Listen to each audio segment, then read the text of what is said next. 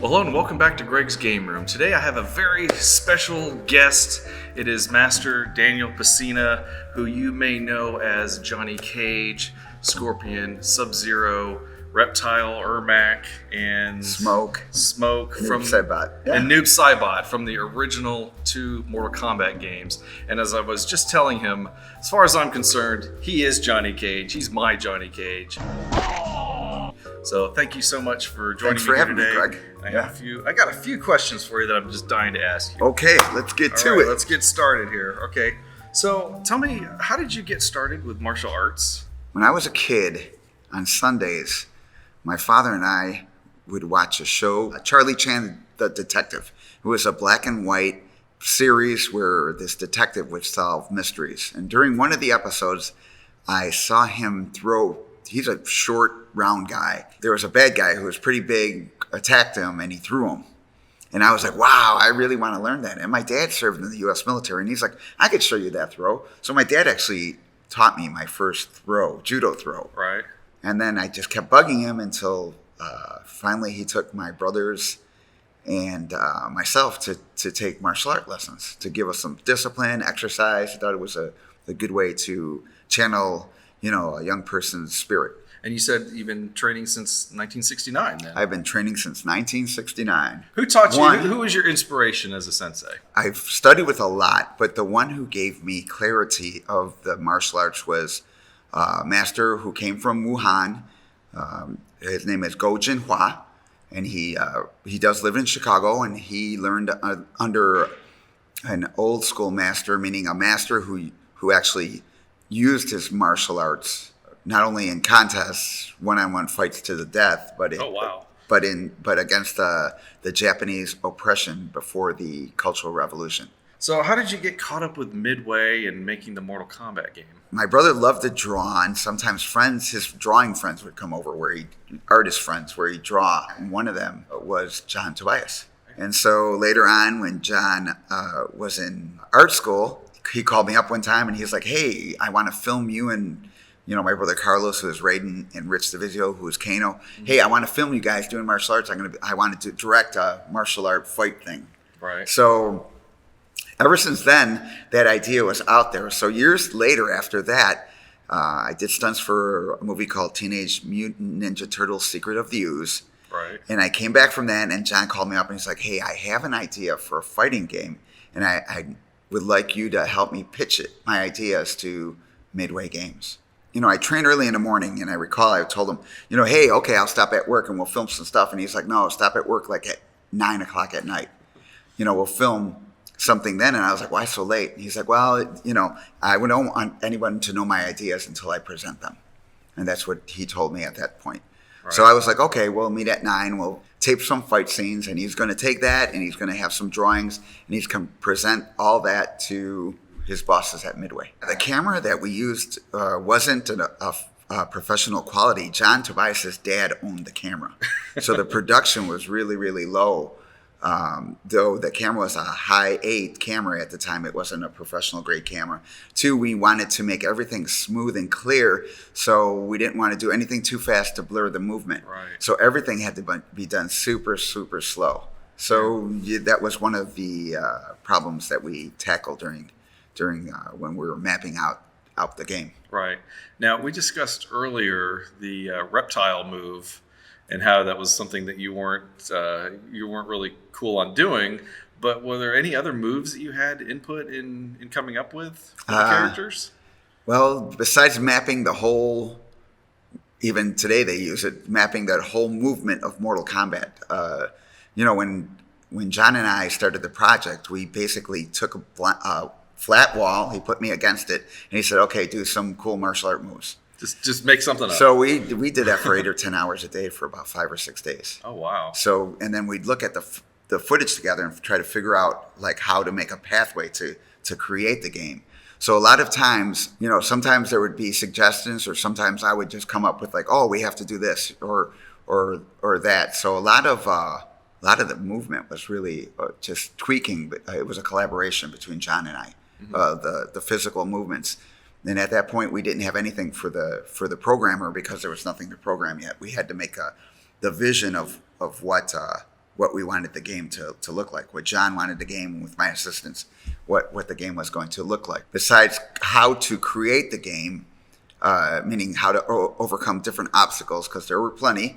I've got to do like create most of the special moves and fatalities I had a hand in. My favorite fatality is Sonya's fatality, the kiss of death, where she blows a kiss at you and it was like a butterfly. And actually, I created that. Oh, cool.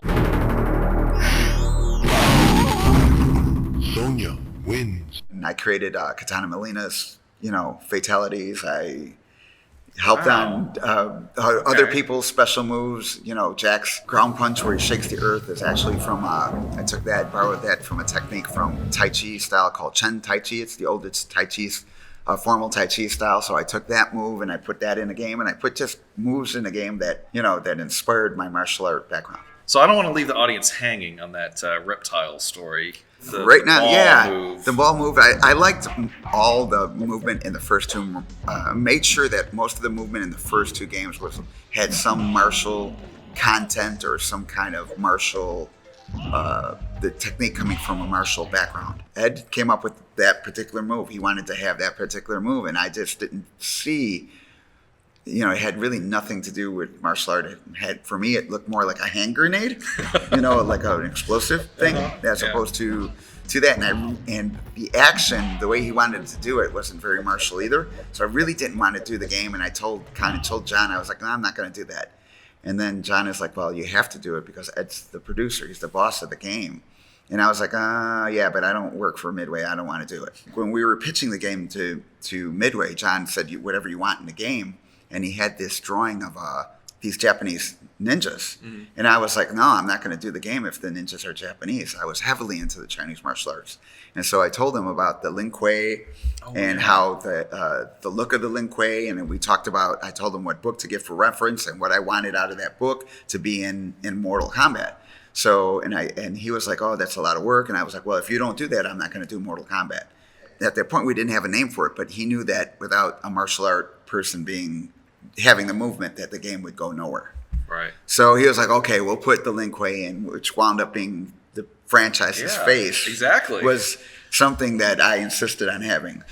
So when Ed wanted this move, I was like, oh, I don't really want to do that. So in a nutshell, John bribed me with pizza,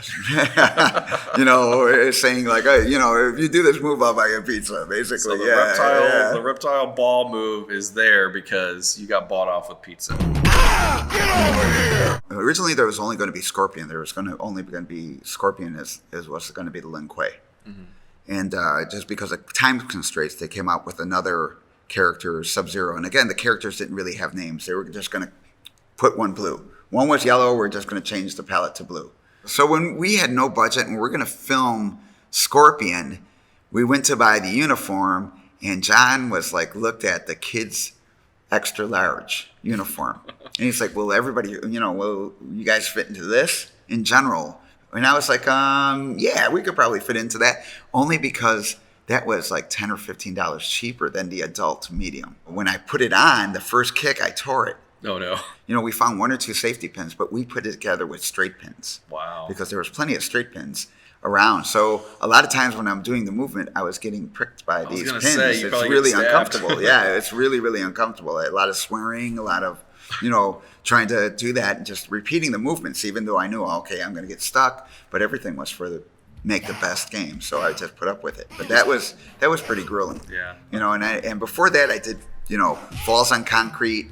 And I told John, I fell on concrete, and I was like, John, these other guys are not going to want to fall on concrete. Who does? Yeah, and John was like, oh, we have mats. And I was like, oh, now you tell me. And he's just basically, well, you look comfortable just doing it, so I never offered you the mat. Just kind of smirking when he said that. So we would mess around with the game a lot. So most of the creation and the story was done while filming. We actually created most of the storyline and the moves during the actual filming time. When you did Mortal Kombat 2, was that one easier to do because you already knew what to expect from working on the first game? Yeah, it was a little easier when we had things together. The hardest part was trying to create new content for the game because I didn't want even though they were going to have the same moves, I didn't want to do it exactly the same. Yeah. So you refilmed everything. Yeah, we went digital. The production was a little longer. We had more people doing inputs, bringing their input into the game and stuff like that, trying to, and I appreciate them helping out. But my main thing was trying to keep it as a martial art game. Though I love, monsters, I don't believe they should be in the game because they should have their own game, because this is about martial arts and about fighting. It's not about some alien coming from, joining the tournament, because that doesn't make any sense. So were you against the Baraka character then? Because he's kind of a monster. Yeah, but he is also like a humanoid monster that comes from a different realm. Yeah. So, and he does, when you see Baraka, he does martial arts. He does have some advantages, but he is a martial artist. Mm-hmm. He has when you see it, he has martial art moves. So that was really cool. And then, of course, Goro and Kintaro, big monsters. Yeah, big monsters, but, you have to have a boss monster, and they do their own type of combatant, which is, you know what I mean? Yeah. It's part of that story. With the first game, did you think that was going to be a big hit, or you're like, this is just something I'm doing? It's not gonna No, be a big because deal? when we were creating the first Mortal Kombat, they said they were only going to make 200 cabinets. Mm-hmm. So the goal was to make 200 cabinets, but John was like, "This, you could do whatever you want. We're going to," and myself and Rich and particular, were like, "Man, this game is going to be awesome." And originally, Williams said no to the original concept and wanted to take that fighting idea and give it to Jean-Claude Van Damme. So originally, MK was canceled, and everybody thinks that the game was supposed to be Jean-Claude Van Damme, which is two different projects. And I understand how people can forget about that, because I didn't work for the company. I gave them some ideas. When they mentioned they were going to give it to Jean-Claude Van Damme, I was disappointed, because I was like, crap, they're going to give my ideas to Jean-Claude Van Damme. Yeah. And I don't work for the company. I won't get credit. Little did I know that years later, they don't really want to give me credit anyway, but that's a different story. You have made me a happy man. We were going to do 200 games, and so we never thought it was going to be this big, because they guaranteed me verbally that there would be only 200 games. And it's like one of the biggest games of all time. Yeah. Well, it's all about vision. Some people can hear ideas, and if you're not in part of that ground floor, you don't really see that vision sometimes. Besides John, myself, and Rich, and Carlos, the vision wasn't seen until we started making it physical, and then people got the vision. One of the big criticisms of pretty much all of the games is the violence that's in there. How do you respond to people that criticize the game for the amount of violence? Originally, when we made it, we didn't make it for children. We made it for like teenagers and adults who, if they have a decent upbringing, they know that violence is not good, and that a lot of the video game or movie violence is fake. It's not real. People would say, "Oh, it's a violent," or that outlet creates more violence. And in my contact with going to events nationally and internationally, I don't find that true. I find people who do martial arts and learn the discipline because of Mortal Kombat, or people who became artists because of Mortal Kombat, or people who became programmers who are not violent. They kind of have a creative outlet, and they started a creative outlet. So I would say no, but you know what? It's politics, and today's politician finds it easier to blame people for what's happening rather than trying to figure out how to fix it. Right. Essentially, it's kind of cartoon violence. It's not even even though they're using digitized characters, it's still kind of cartoony violence. It's like you never see that in real life. That's one of the ideas that when John was saying before we bought it to Midway.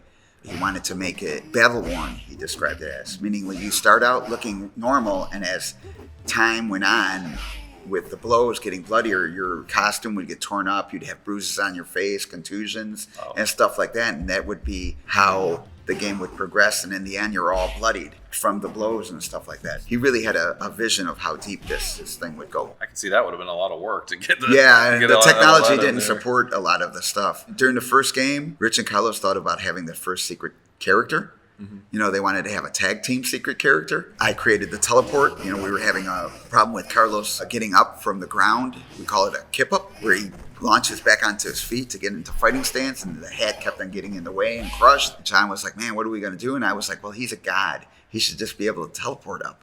And then There John you was go. like, oh, that's a really good idea. So all of a sudden we had Raiden teleporting everywhere. And then all of a sudden the ninjas started teleporting everywhere. So, Yeah. that was idea stemmed from that. So that was, how I solved the problem of doing this martial art move that, really blocked us. So I want to know about Theo Realm Fighters for the Atari Jaguar. You did some work on this game. a little bit of work, yeah. My friend Hosang, who's Liu Kang, he decided to take some money he had and invest it into making fighting games.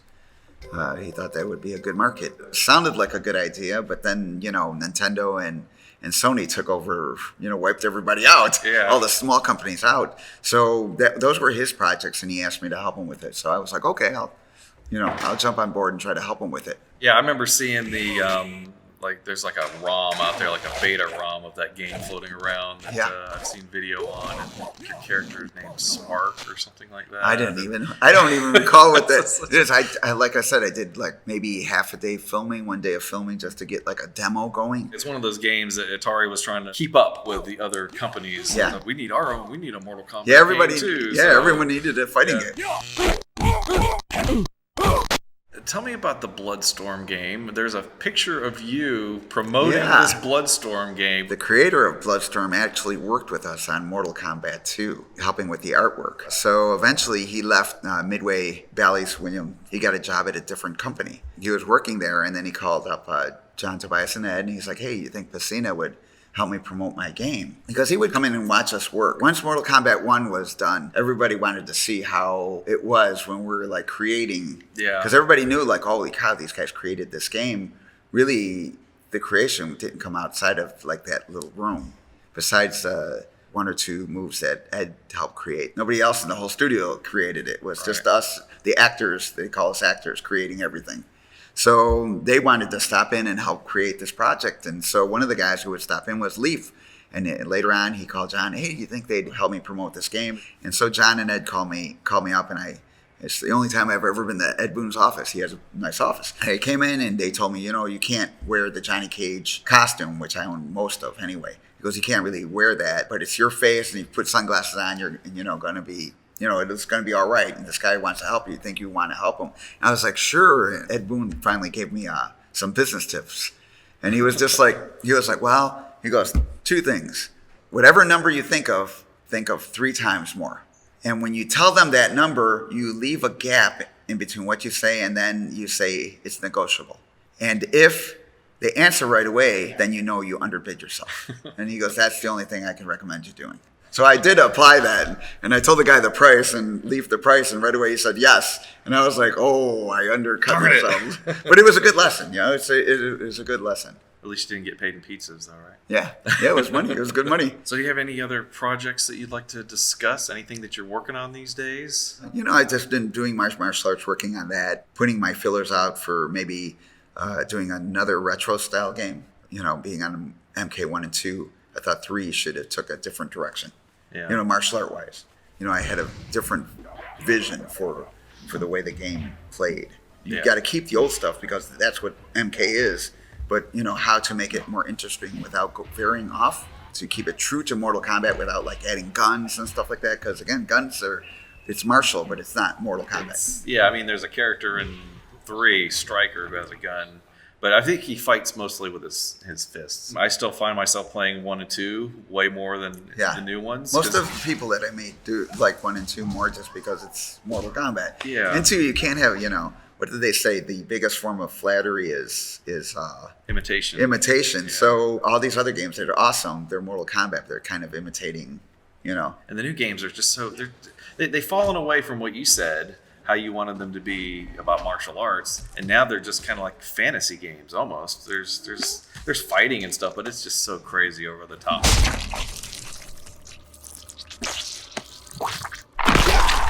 Originally, when we came up, John was like, hey, I want you to throw an energy ball. And I was like, well, and then I told John, like, that's a good idea, but we need to show like a channeling of energy.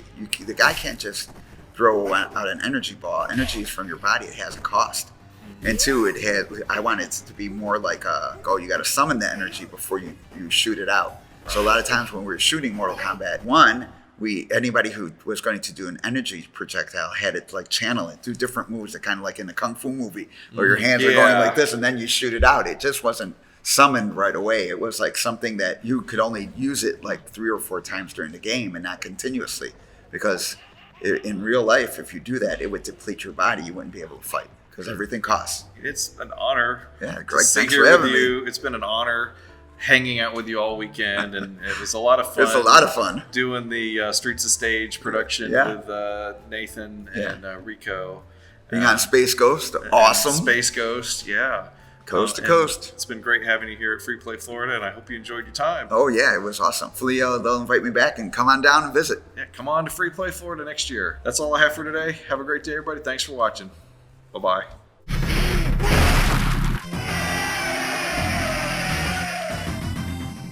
Thank you so much. Thank you. It's an honor. It's such an honor. Now you can get some rest.